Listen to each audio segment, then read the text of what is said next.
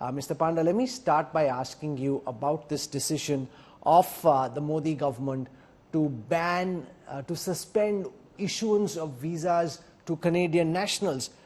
How do you justify and explain this decision taken by the Ministry of External Affairs, given that we aren't at war with Canada in any real sense? There's a breakdown of ties for sure, there is an escalation certainly, but suspending visas isn't something that's been done with any country outside of a war. Well, you know, we have seen these hoardings in Canada where these extremists and terrorists are openly asking to murder Indian diplomats. We have seen reportage on your channel and on social media about Indian Canadians who don't subscribe to Khalistani separatists' viewpoints being threatened with violence.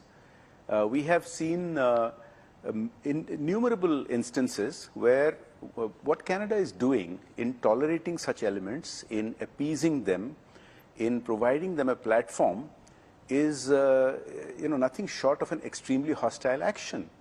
And this is a different India. This is no longer an India which will keel over and play dead when we are being treated so badly, when we are being given lectures hypocritically. And what is being done is precisely what a government should do to protect its citizens and its diaspora.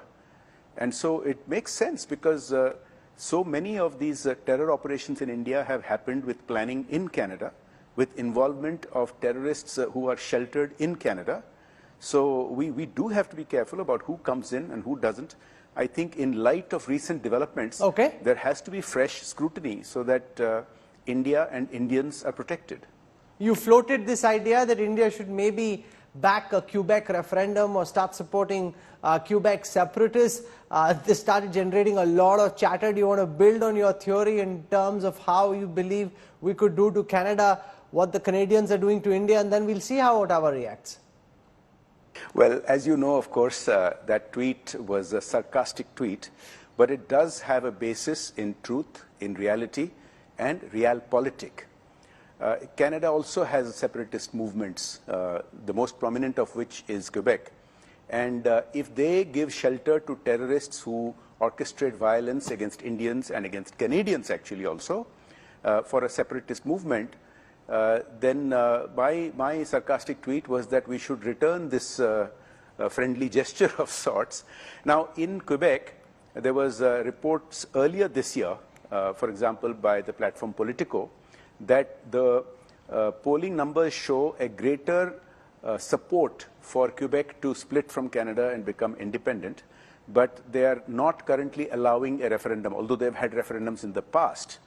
And so I have suggested that certainly there are many Indians who have the capability to facilitate an online referendum for Quebec. And there are elected representatives in Canada, such as Paul Plamondon of the Parti Québécois, who is an elected legislator in Canada, who has been going around meeting political leaders in Europe and other places to explain their position. And so I've said, certainly we should also be open to hearing their position, and I would be more than happy to host an interaction here in Canada to listen to them. You've spoken about receiving a threat and whoever called saying that they'll do to you what they did to Naba Das, the slain Orissa cabinet minister, was shot by an ASI in broad daylight in your home state. How concerned are you by these threats, which somehow seem to have come soon after you put up the idea of a Quebec referendum? Look, I don't want to make any further comments because Delhi police are apprised of it and they're investigating. I don't think I should add to that, except this much, that yes, Naba Das was an Orissa, a former cabinet minister in Orissa, who was shot dead by his former PSO in broad daylight. And of course, Orissa has seen a dramatic surge in crimes of all kinds. And this was a shocking political murder.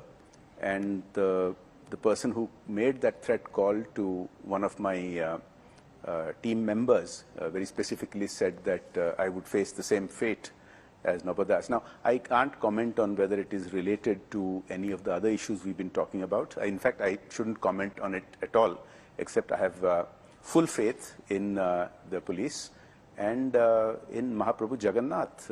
No harm can come to anybody unless their time is up with the Lord of the universe. Now, there are at least 2,500,000 Indians studying in Canada, many in queue, waiting for their PR, waiting to go. They're very concerned by this decision. You know, you're wanting to send a message. What happens if Canada retaliates? There are many more people wanting to come from Canada to India than there are from India to Canada than there are from Canada to India. And, you know, in this diplomatic face-off, you know, there are lots of people who are deeply concerned by the decision your government has taken. First of all, let me reiterate that the Modi government's first priority is the safety of India, the safety of Indians, both living in India and the wider diaspora around the world. And, you know, this is not make-believe. These are real threats. Your channel has shown it, other channels have shown it on social media. Anybody can see the kind of threats, open threats, being made by these Khalistani terrorists against Indian Canadians, against Indian citizens who are in Canada, who are students. Many of them have faced violence, many of them have faced threats. So I think the first priority is to take care of that. And we must also recognize that it is a colonial mindset where on the one hand, the Canadian leadership has been providing shelter to terrorists and giving us lectures. It's hypocritical, making allegations that are without a shred of evidence, which is being questioned not only by Canada's opposition leader, Monsieur Poilievre, but also by journalists in Canada, by journalists around the world. They're not getting support from the G7 nations in the way they had hoped for. And the final thing I would like to say is, it is a relic of a bygone era to think that Indians have to necessarily go to Canada to get studying and job opportunities which weren't available in India in those days. It's a very far cry. India is the 5th largest economy, the fastest growing. There are more opportunities here than currently being created than virtually anywhere else.